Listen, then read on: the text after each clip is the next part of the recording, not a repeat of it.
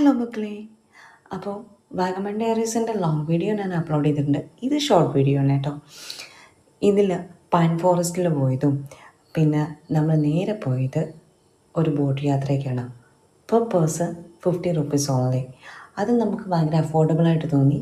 നമ്മൾ ഭയങ്കരമായിട്ട് എൻജോയ് ചെയ്തു കേട്ടോ. ഇവിടെ കിടന്നിട്ട് അളിയന്മാർ തമ്മിൽ വീഡിയോ പിടുത്തവും കാര്യങ്ങളൊക്കെ ആയിരുന്നു.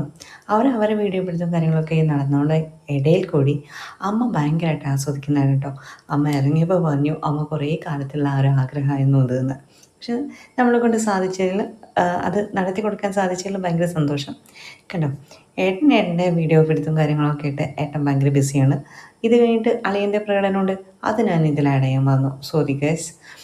അതേപോലെ തന്നെ നമ്മളെ ചെറിയ ചെറിയ നിമിഷങ്ങൾ ഒപ്പിയെടുത്ത് ഒരു സോഷ്യൽ മീഡിയ അക്കൗണ്ട് വഴി എല്ലാവരേക്കും എത്തിക്കുമ്പോൾ അല്ലെങ്കിൽ അത് പിന്നെയും നമ്മൾ കണ്ടുകൊണ്ടിരിക്കുമ്പോൾ ഭയങ്കര ഒരു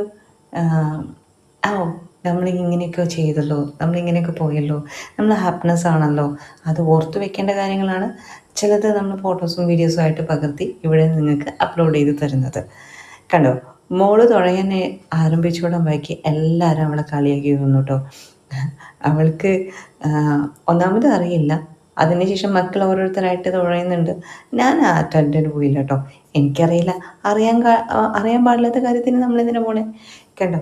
അമ്മയുടെ മുഖത്ത് സന്തോഷമാണ് ഇപ്പം നിങ്ങൾ കണ്ടുകൊണ്ടിരിക്കുന്ന ഓരോ കാര്യങ്ങളും അമ്മ ഭയങ്കര മൈന്യൂട്ടായിട്ട് ശ്രദ്ധിച്ചുകൊണ്ടിരിക്കുന്നുണ്ടായിരുന്നു കേട്ടോ. നല്ല രസമല്ലേ ഒരു വീഡിയോ ഷൂട്ട് അല്ലെങ്കിൽ ഒരു ആൽബം ഷൂട്ടിനൊക്കെ പറ്റിയൊരു അറ്റ്മോസ്ഫിയറാണ്. പിന്നെ നമ്മളെ പ്രേതത്തിൻ്റെ പടങ്ങളൊക്കെ അത്യാവശ്യം ഇവിടെ ഷൂട്ട് ചെയ്യാൻ പറ്റും കേട്ടോ. അങ്ങനത്തെ ഒരു അറ്റ്മോസ്ഫിയറും കൂടിയാണ് ഇവിടെ.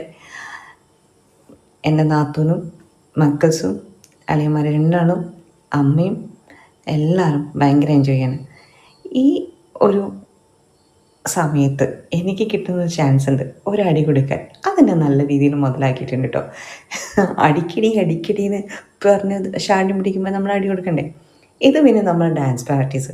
പക്ഷേ അടപടൽ മൂഞ്ചി എന്നെക്കൊണ്ട് പറ്റാത്ത കാര്യങ്ങളാണ് ഞാനിവിടെ അറ്റംപ്റ്റ് ചെയ്യാനൊക്കെ നോക്കിയത്.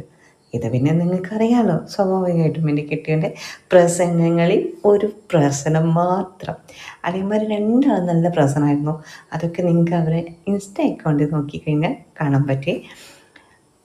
ചെറിയ ചെറിയ നിമിഷങ്ങളാണെങ്കിലും ഓർത്ത് വയ്ക്കാനും കൂട്ടി വയ്ക്കാനും ഒരുപാട് മധുരം നിറഞ്ഞ ഓർമ്മകൾ നമുക്ക് ദൈവം ഓരോ ദിവസങ്ങളിലായിട്ട് തരുമ്പോൾ ഭയങ്കര ബ്ലെസ്ഡായിട്ട് തോന്നുന്നുണ്ട്. നിങ്ങൾക്ക് തോന്നുന്നില്ലേ?